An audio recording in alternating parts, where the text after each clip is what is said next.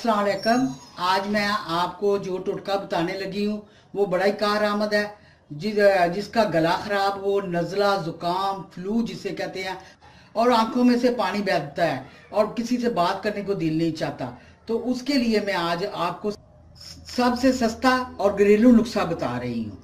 ये मैंने अदरक लिया है चचड़ा हुआ, यानी कि मोटा मोटा मैंने काटा हुआ, पीस थोड़ा सा दौड़ी में कूट लिया है। और ये अदरक लिया है मैंने, और ये शहद है।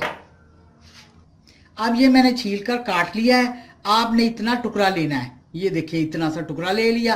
चाहे आप इसको चबा के ना, जैसे कोई फ्रूट वगैरह तो खाते हैं उस तरह खा सकते हैं तो ज़्यादा बेहतर है, खा लें। अगर नहीं तो छोटे छोटे इसके पीस करके ना आस्ता आस्ता इसको निगल लें। इसको खाने के बाद आपने इतना सा शहद ले लेना है, और वो भी अदरक के बाद, और ऊपर से एक कप चाय का पी लेना।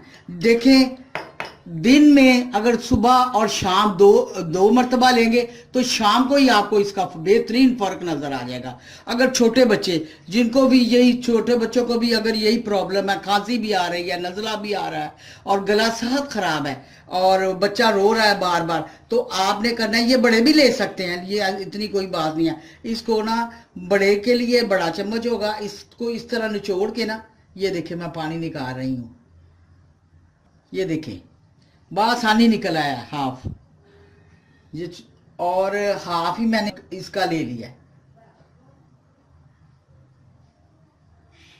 ये देखें। अब मैंने हाफ चम्मच ही शहद का लिया है और आपके सामने ही ये अदरक का पानी हाफ चम्मच लिया है।